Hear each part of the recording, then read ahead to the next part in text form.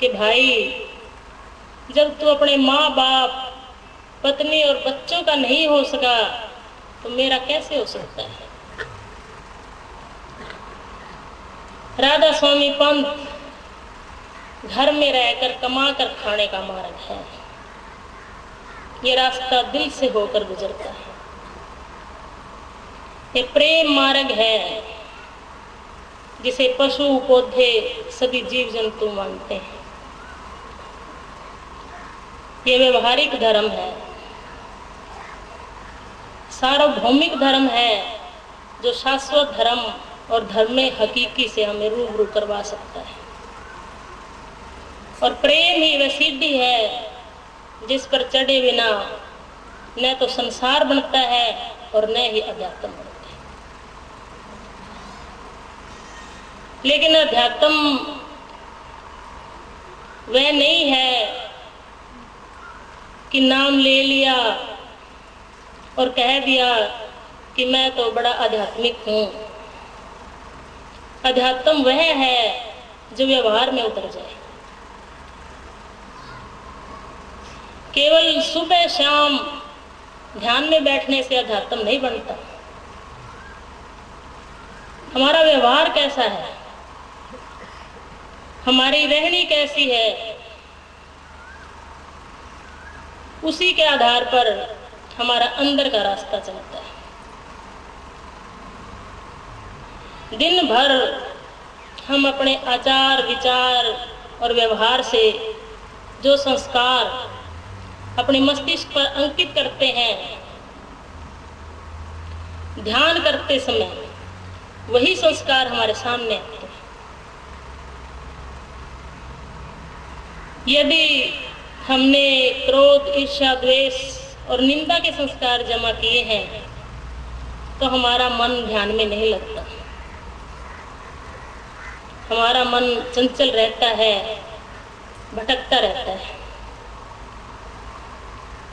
और हमारे विचारों का जो बिखराव है वह हमारी वृत्ति को बंधने नहीं देता।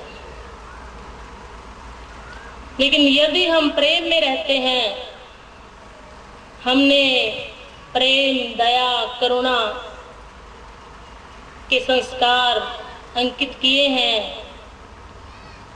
तो अनजाने ही उस कुल मालिक के साथ हमारा जोड़ बना रहता है और एक स्वतः जनित सुमरण अपने आप कुदरती होता रहता है।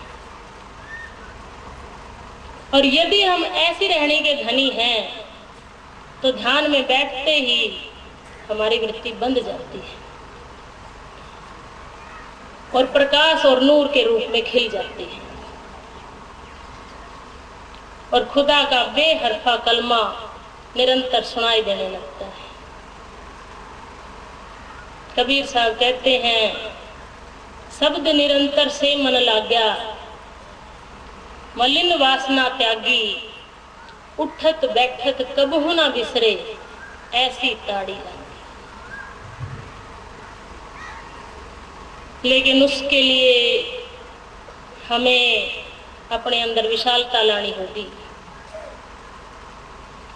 और विशालता केवल प्रेम के द्वारा ही संभव है।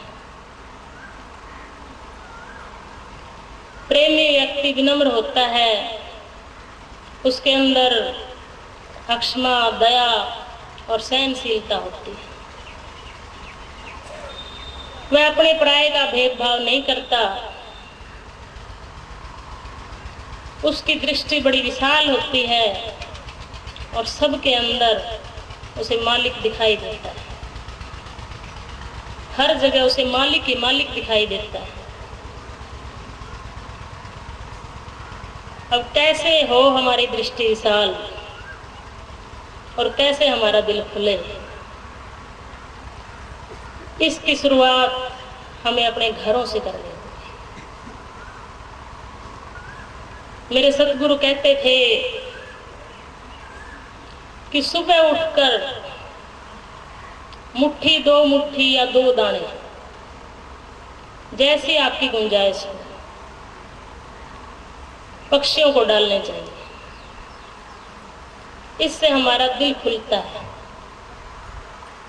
और आजकल गर्मी के दिनों में पक्षियों के लिए पानी डालने में तो कोई पैसा भी नहीं लगता,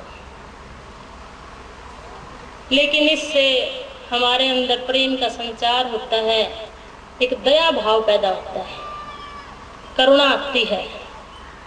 और यदि दयाल से मिलना है तो उसको गुणों को धारण करके ही हम मिल सकते हैं।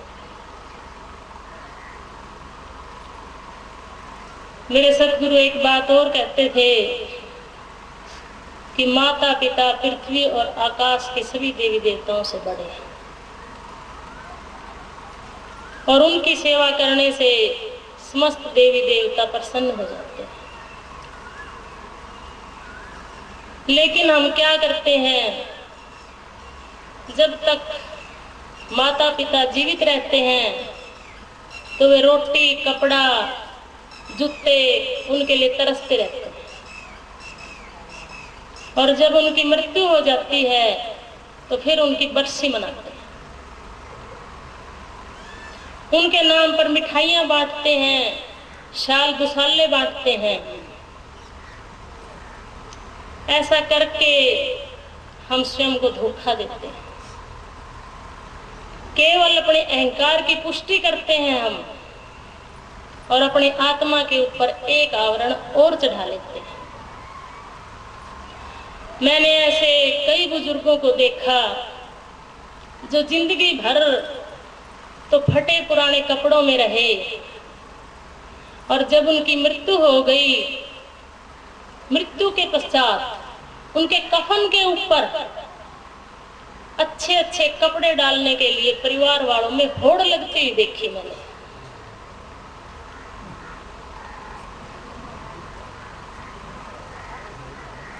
वो कपड़ा जिसे कोई समझदार होगा तो किसी गरीब को दे देता है, नहीं तो वो जल जाता है। यदि वे उन कपड़ों को जीते जी उस बुजुर्ग को दे देते तो उसका हृदय प्रसन्न हो जाता और उसके हृदय में बैठे हुए हृदय को उसका आशीष भी मिल जाता।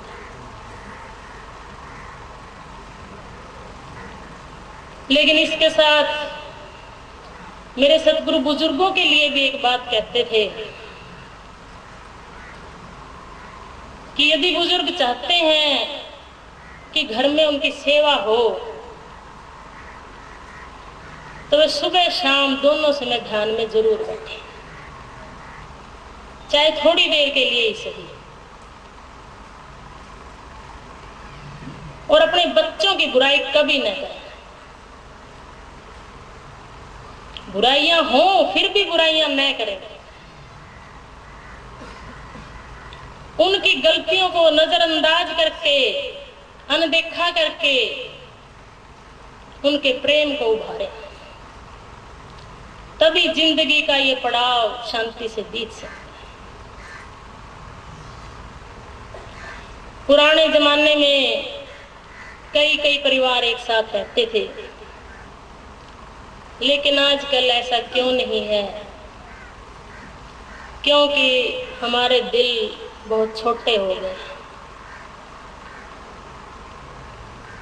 हमारे हृदय संकुचित हो गए हैं, इतने सिकुड़ गए हैं कि हम छोटी सी चीज के लिए अपने और पड़ोसी के बच्चे में भेदभाव कर देते हैं।